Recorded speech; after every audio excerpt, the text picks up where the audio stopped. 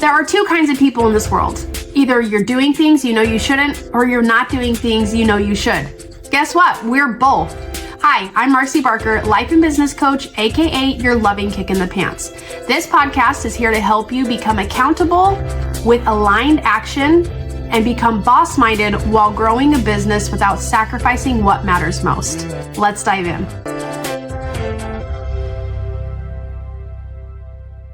Hello, my beautiful people. Buckle up because today I've got something personal that I want to talk about. And I say it's personal, but I know a lot of people feel the same way that I do. In fact, I found a post, it's going viral right now. I first saw it when it had 80 shares and now it's got like over 500 shares. And this is something personal because this is actually a big reason why I decided to make a big family move from Utah to South Carolina. So today in this episode of Your Loving Kick in the Pants, it's not going to be so much like, hey, go out and do this thing, but this is a really important topic to me. And because a lot of my friends have experienced some of the same things I have, I feel like this was important to share. So buckle up. We're just going to have a story time because I am going to read this person's post. It's kind of a long post, but if you're getting your multitasking on, you're totally going to love it. And I'm also going to share this person's Substack because obviously I want to give her credit. So I will share that in the comments or in the show notes below. But as you listen to this, you might be like, oh my gosh, somebody is finally speaking how I feel too. Or you might be like, this has nothing to do with me. I didn't know people felt that way. And I just don't relate and it doesn't resonate. That's okay because you guys know that I have shared the hand in the sand mentality. And that's where you have your hand out, big scoop, you go to the beach and you pick up a handful of sand. And you know that when you pick up a handful of sand, tons of it falls through your fingers because you can't hold on to it all. What you're going to do is take your fist and close it on what's most important. Let everything else just fall by the wayside because your life is not going to be great if you're trying to keep it all and care about it all because we're humans. We really only care about the things that affect us and the things that we think about. So I totally understand that, but I do want you to give this a listen because at the very end of her post or her story, it does have a really good point to it. So we'll talk about that. But for now, get your multitasking on and enjoy. So this post was made by a girl named Sarah Steed. And this post was made June 30th. What do breast implants, Temple recommends, and Diet Coke have in common? A lot more than you'd think. A few years ago, I was standing in line at Lagoon, Utah's very own roller coaster kingdom where the hot pavement sticks to your shoes and Diet Coke flows through the lifeblood of the Rocky Mountains. The 30-something guys in line next to me were discussing the finer points of Mormon dating apps. Apparently, if you're looking for a quick hookup, these platforms are basically where it's at. They said it casually like it was common knowledge, like Provo was the new Miami. At the time, I was surprised, but also deeply not surprised. I grew up Mormon, which means I knew the script by heart. No sex before marriage, modest is hottest, and caffeine is Satan's nectar, unless it comes wrapped in chocolate or labeled Diet Coke. But this wasn't Sunday school theology. This was Tinder pragmatism. I filed it away in the special mental folder labeled Things I Don't Understand, but will definitely keep me up at 3 a.m. Fast forward a few years, and there I was scrolling through social media in that modern way we do when we're trying to feel something or feel nothing, preferably both as one does. That's when I stumbled across clips from The Secret Lives of Mormon Wives, a show featuring beautiful Botox women who still identify as Mormon, but also drink coffee, have and had swinging and affair scandals, and toss around the word modesty like it's an outdated Relief Society recipe their mothers forced on them. Instead of clutching my metaphorical pearls, I just sat there transfixed because I recognize these women, not personally, but in the way you recognize your own species. These were the girls I'd grown up with, the ones who could bear testimony with perfect tears on Sunday and schedule breast augmentation consultations before their temple endowments on Monday. Masters of the sacred and the scandalous, often simultaneously. Then I saw the statistics, and suddenly everything clicked into horrible focus. Utah leads the nation in plastic surgery per capita, boasts the highest rates of prescription drug use among women, and carries a depression rate so thick it hangs over the valley like an inversion. So I decided to figure this out, not like a therapist or sociologist, but as a native conducting field research on her own tribe. I am, after all, a Mormon woman from Utah, which makes me both observer and specimen. I wanted to understand our rituals and our unraveling, our particular brand of beautiful dysfunction. Here's where I landed with the help from my weekly family book club and an alarming amount of sugar-free ginger ale. It's all about worth. Or more precisely, conditional worth served with a side of impossible standards. See, from the moment we emerged from the baptismal font with wet hair and a soggy white jumpsuit, we were told our worth was infinite, daughters of a Heavenly Father who loved us beyond measure. But in the very next breath, we learned that this infinite worth was actually extremely finite, contingent on a dizzying array of variables: purity, obedience, modesty, temple recommend status, marital status, and whether our bare shoulders were inciting lust in the deacon boys. So we learn early how to fracture, how to be good girls who are also pretty enough to get chosen, modest but not shabby, spiritual but not so spiritual that we scare off potential husbands, smart but not threatening, pure but just sexy enough to be marriage material, always serving, always smiling, always perfect, and for the love of all that's holy, we must be happy while we do it. It's an exhausting tightrope walk over a pit of conditional love, and the net below is made of judgment and shame. Your worth becomes something perpetually out there, dangling just beyond reach. A status you earn through obedience, marriage, niceness, and being just the right amount of everything for everyone else. I spent most of my early womanhood believing that if a man chose me, I would finally be worthy. That I'd won the eternal lottery, earned my rose, achieved official enoughness status. Because patriarchy, yes, I said the P word, and I'm not taking it back, taught us that our proximity to power came through being picked. So we contorted ourselves into whatever shape we thought men wanted, not just for love, but for survival, for access, for a reserved seat at the celestial banquet table. And now, in a world where these same men were raised on high-definition pornography and Instagram filters, we've had to up the ante. Enter breast implants as graduation gifts, lash hair extensions as religious accessories, and casual sex rebranded as empowerment. Because deep down, many of us still believe that if we can meet His desire, we'll be chosen.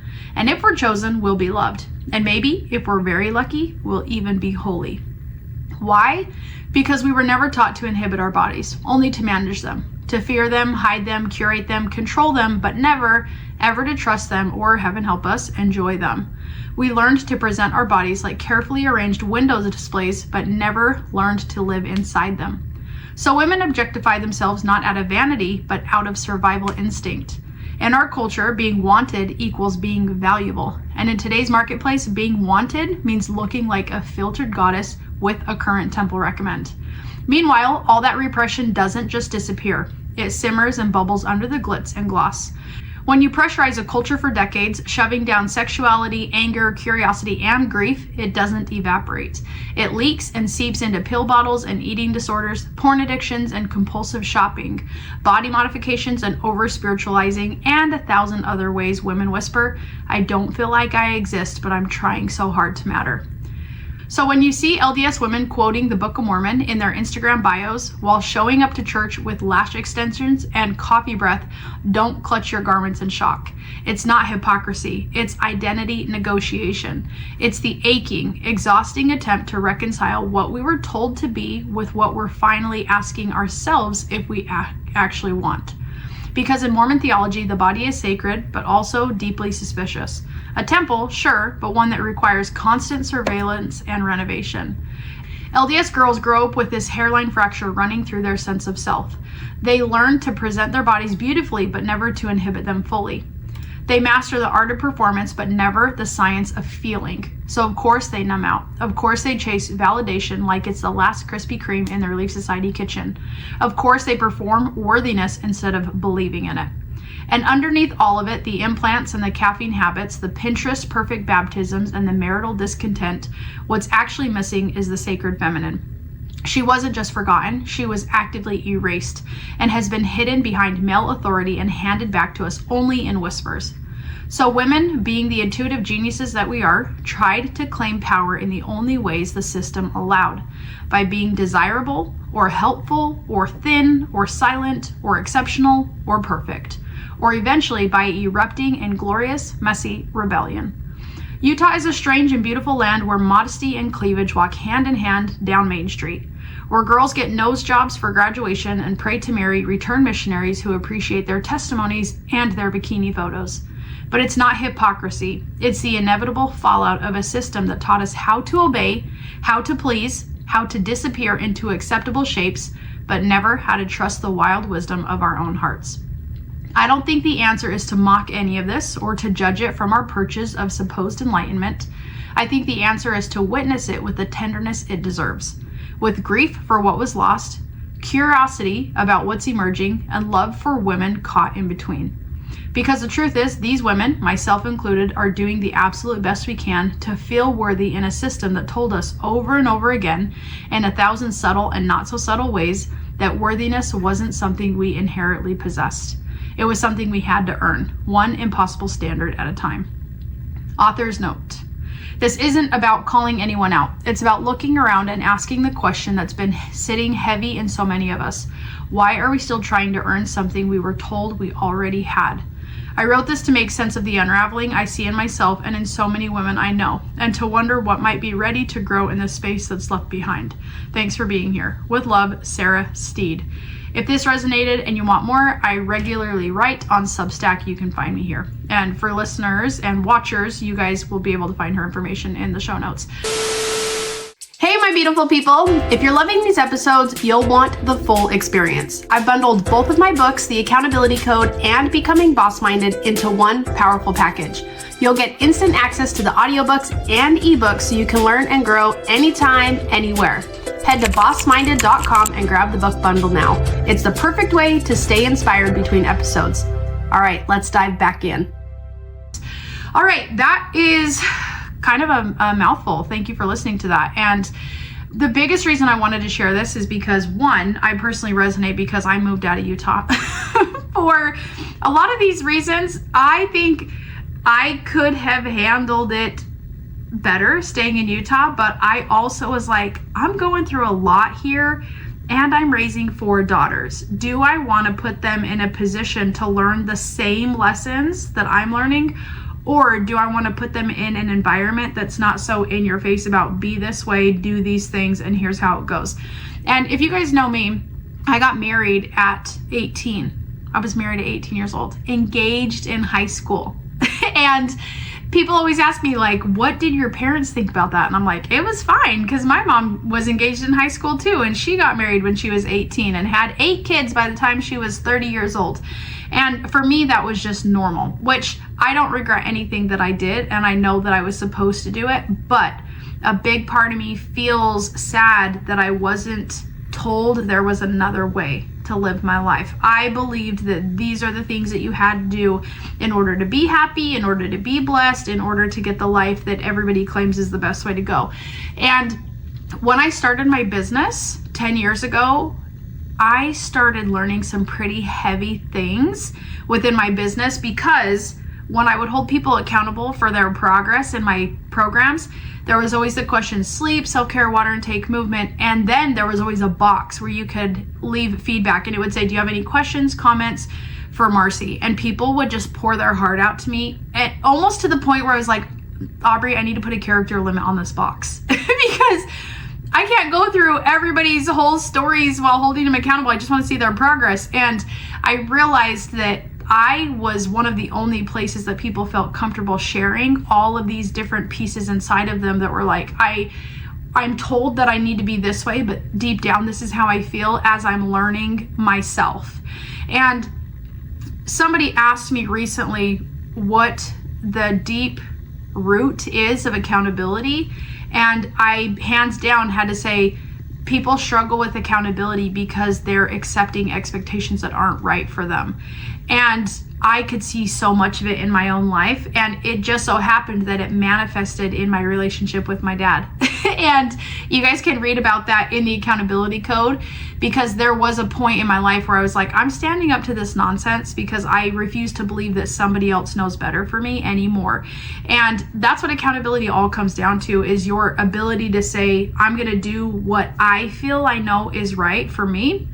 And I totally get that there might be right answers and wrong answers, but in the grand scheme of things, like people feeling comfortable with themselves and growing their business in the right way, they have to trust themselves, because if they don't trust themselves, they're not really going to build something that they love or that fulfills them or works for them properly.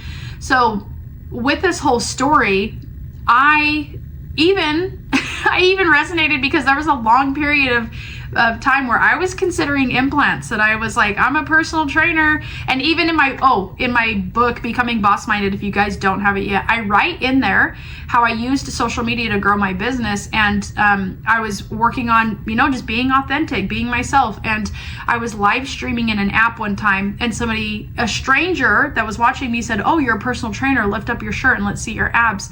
And I was like, I am not going to lift up my shirt and show you my stomach, because a six-pack is not the mark of a successful personal trainer.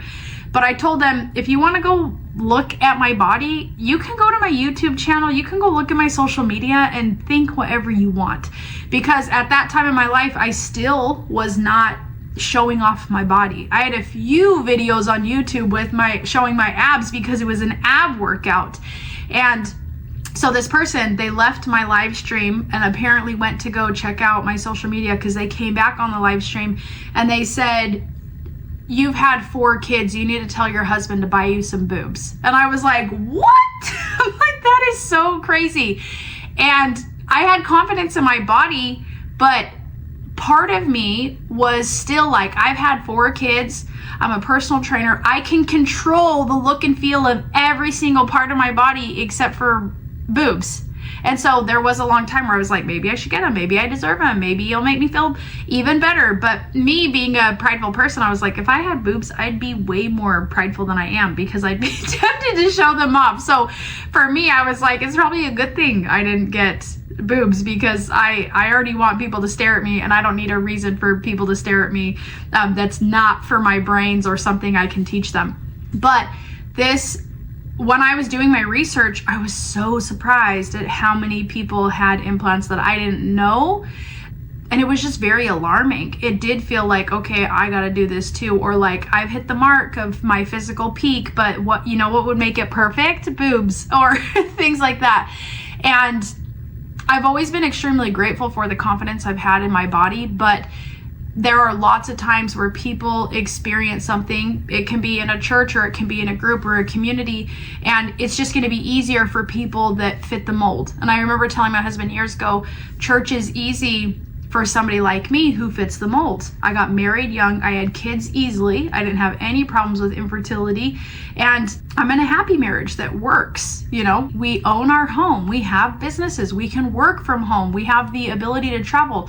Like, all of these freedoms that, yes, I've worked for, but also they make it easy for me because I fit the mold. And I even understand this in business too, where there are things in my life that make building a business easier than the next person, but that doesn't mean I have to continue following expectations for somebody else. And that also means that you, in your own specific problems, you have a responsibility to listen to that inner voice to say what's right for me. And just because everybody around me looks like they're doing it a certain way, it's so important to not suppress that inner feeling that tells you which direction is right for you. So there's probably a lot more I could do on this, but I just got back from Utah. I was visiting for 3 weeks with my family, and my family loved it, and I was not super excited to go back, because in the 2 years we have been gone, I've been back to Utah like 7 or 8 times for work and business events and a couple of other personal reasons. But for the most part, I'm like, I don't miss it here. I don't want to come back. But there were definitely a lot of times where people asked me, like, how are you liking it out in South Carolina? I'm like, I love it. But it hasn't been the same for my entire family. And I've noticed that in the way that I talk about Utah, my past home, that I'm like, oh, there's definitely still stuff that I'm healing from. And there's still some judgment I have around some of the cultural things that happen. Because what this girl, Sarah, is talking about, I think is actively being perpetuated. But voices just like hers are actively perpetuating women to look inside and to do what's right for them. It still doesn't change the way that we're accepted into certain communities and groups, but I can tell you that there are people like Sarah and myself who are going to love you and help you through that process. And the only way that we've gotten there is to have empathy for people, and by sharing our experiences and creating a place where other people can share their experiences. So with this episode, I told you it's not going to be a whole lot of do this, but you know me, I'm your loving kick in the pants. So what I would love for you to do is just consider what expectations you have built upon and decide how that's working for you, and count all of your blessings of the good things that have come from that, but also give yourself permission to change the things that maybe you want to stop or you want to change or you just not want to care. And some of those examples, like me moving out of Utah, for one example, we downsized our house. And I was so happy about that because it meant less cleaning for us. I'm not trying to impress anybody. I'm not trying to host all sorts of people all the time. I'm definitely not inviting my family over for potlucks because I'm across the country. But that was one of the things that I did because I believed I was so important in getting all my family together and having a home that could host everybody. I was blessed. When Aubrey and I first got married, our first home was 4,000 square feet. And then when we moved, we were like, oh, we need another house that's the same size. So our other home in Ogden, it was over 4,000 square feet. And when we moved again, I was like, what does this need for over 4,000 square feet? We downsized when we turned our home into an Airbnb, and we lived in 1,400 square feet for a short time. And that was amazing. So it's just little things like that. Think about in your life what sort of expectations you've adopted for yourself, and just ask yourself, where did those expectations come from? And do I want to continue with those things, or is it going to be best for me if I can drop these expectations for my life? And for me, as a mother of 4 daughters, I parent my children so differently than what I got as a child. And that's because I've gone through this process of learning about accountability and what expectations I want to put on myself. And it's been really refreshing to know that I am helping my children develop according to them, instead of saying, here's the plan set out for you, here's the best way, and if you don't do it, then you're not going to be happy. It's like, that's just a load of garbage. So I hope that as you've listened to this and you listen to this podcast, just know that you have divine and infinite worth that God trusts you with, and not everybody's pathway is going to look the same. So release that pressure to be like everybody else, or to be doing the things that everybody else is doing, and retrain yourself one expectation at a time according to you and the people that you trust. So that's it for today. Thanks for letting me get a little bit more personal and for sharing that. Obviously, there's a lot more to be said about this, but you guys know you can reach out to me anytime. You can even book a call with me, marcybarger.com, and I'm more than happy to chat with you about some of these things that I've gone through, and also help you unravel some of the things that you might be struggling to let go of, because the accountability code is definitely that process that makes follow through easy and peaceful. So if you allow me to be your guide, I would love more than anything to support you in this way. All right, I'll see you next week for another episode of Your Loving Kick in the Pants. Thanks for tuning in, friend. If this episode gave you value, don't just keep it to yourself. Share it with someone in your circle who's ready to wake up, show up, and grow their business without sacrificing what matters most. When you do, you're not just helping them, you're building your network of like-minded leaders. And I'll say this plainly, leaving a kind review matters more than you know. It helps more people find the show, and it keeps the momentum going. So pause for a moment and please drop that review. Lastly, if there's a topic you want me to cover, I want to hear from you. Reach out, because this podcast is for you and I'm here to serve. Until next time, stay boss-minded.